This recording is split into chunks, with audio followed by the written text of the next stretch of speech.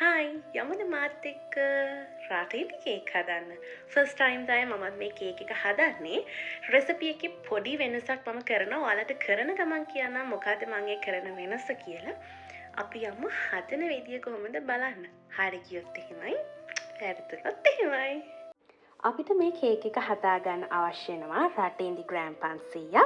මම මෙතන අරගෙන තියෙන්නේ තේකොළ පැකට් එකක්. ඔයාලට පුළුවන් තේකොළ තේ හැන්දක් විතර ගන්න. මෙතන මං කුරුඳු කුඩු අරගෙන තියෙනවා. ඔයාලා කුරුඳු කෑලි ගන්නවා නම් කුරුඳු පොත්තක් වගේ එකතු කරගන්න. වතුර මිලිලීටර් 180යි. මෙතන තලාගත්ත එනසල් තමයි තියෙන්නේ.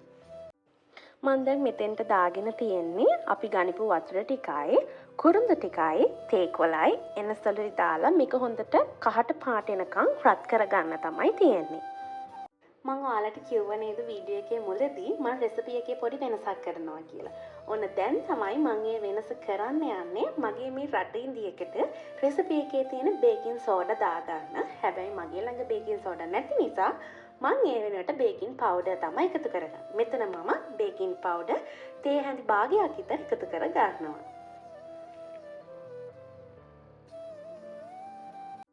දැන් අපි හදාගනිපු තේ මිශ්‍රණය මේ විදියට අපේ රටේ ඉන්දියකට එකතු කර ගන්න ඕනේ. මට ඔයාලට කියන්න අමතක වුණා මේකට අපි ගන්න ඕනේ ඇට නැති රට ඉන්දියක. අපි දැන් මේ දාගනිපු රටේ ඉන්දියක අපි මේ විදිහටම පැය භාගයක් විතර තියන්න ඕනේ. හොඳට අපේ රටේ ඉන්දි ටික මෙලෙක් වෙනකම්. අපේ කේක් එක හදාන්න අනිත් අවශ්‍ය ද්‍රව්‍ය ටික තමයි බටර් ග්‍රෑම් 250යි. සීනි යාගේ රෙසිපි එකේ තිබුණේ සීනි ග්‍රෑම් 250යි. රටින්දි ටිකක් පැණි රස නිසා මං හිතුවා සීනි චුට්ටක් අඩු කරන්න ඕනේ කියලා. මම මෙතන 230ක් අරගෙන තියෙනවා. ඔයාලා පැණි රස කන්න කැමති කෙනෙක් නම් 250ක් එකතු කරගන්න. මෙතන තියෙනවා පාන් පිටි ග්‍රෑම් 250ක්. ඒකටම මම බේකින් පවුඩර් තේ හැඳි දෙකක් එකතු කරගෙන තියෙනවා. බිත්තර 5ක්, වැනිලා එසන්ස්. මෙතන මම කැෂු අරගෙන තියෙනවා. ඔයාලට කැමති නම් කැෂු විතරක් එකතු කරගන්න පුළුවන්. මම මෙතන ආමන්ඩ්ස් ටිකකුත් එකතු කරගෙන තියෙනවා කෑලි කපාගෙන. අපි යන් හදන විදිය බලන්න. දැන් මම බටර් ටිකට සීනි ටික දාගෙන විනාඩි 5ක් බීටර් කරගෙන එන්නම්. දැන් මම මෙතන බටරුයි සීනි බීට් කරගෙන ඉවරයි. දැන් අපි මේකට අපේ බිත්තරවල කහමදේ සුදුමදේ වෙන් කරගෙන ඒකෙන් කහමදේ විතරක් අපේ බටරුයි සීනි එකත් එක්ක හොඳින් බීට් කරගන්න ඕනි. දැන් අපේ සීනි බටරුයි බිත්තර කහමද ටිකයි බීට් කරගෙන ඉවරයි. දැන් තියෙන්නේ අපි අපේ පිටි ටික දාලා නැවත සැරයක් ආයෙ බීට් කරගන්න.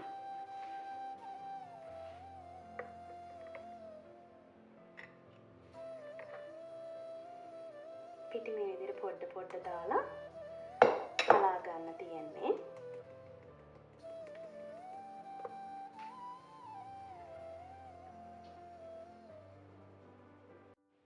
මට චුට්ටක් වැරදුනා. පිටි දාලා බීට් කරගන්නේ නැහැ. මේ විදිහට ස්පැචුලා එකකින් කලවම් තමයි කරගන්න ඕනේ.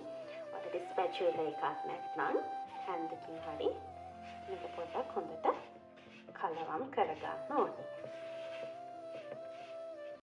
මේ ඔයාලට පේනවා නේද මම හදාගනිපු රටින්දි මිශ්‍රණේ දැන් වතුර ගතියක් නැහැ.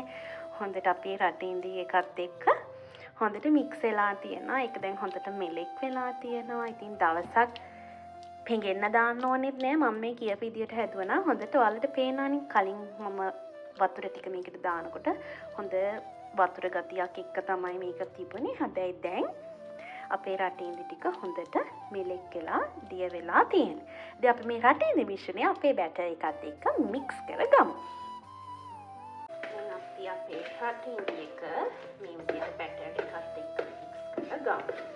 ඒ අතරට මම මගේ කැෂු ටිකනුත් ටිකක් දාගන්නවා. ටිකක් මම ඉතුරු කරගන්නවා අන්තිමට අපේ කේක් එකේ උඩට දාගන්න. වැනිලා තේ හැඳි භාගෙත් මම මේ වෙලාවේදී එකතු කරගන්නවා.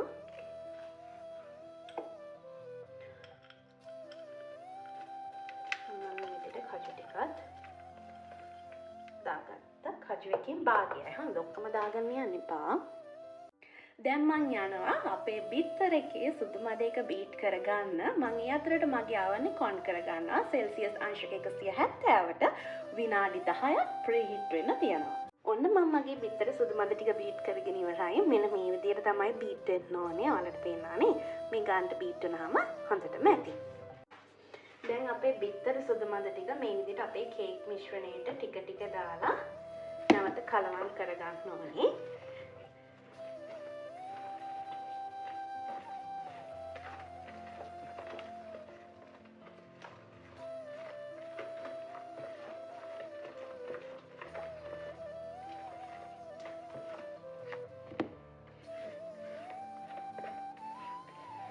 මේ ඔක්කොම ටික දාලා ස්පැචුල එකකින් හොඳට ඔන්න ඉතින් මම මගේ බැටර් එක බේකින් ට්‍රේ එකට මේ විදිහට දාගත්තා. දැන් අපි උඩින් අපි ඉතුරු කරගනිපු කැෂු ටික මේ විදිහට තනින් තනට දාගන්න තියෙනවා.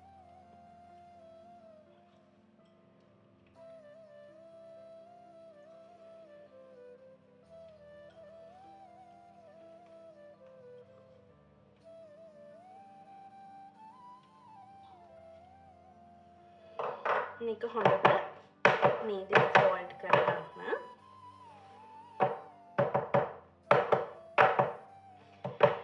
මේක දැන් අපි සෙල්සියස් අංශක 170ට විනාඩි 45ක් බේක් කරගමු.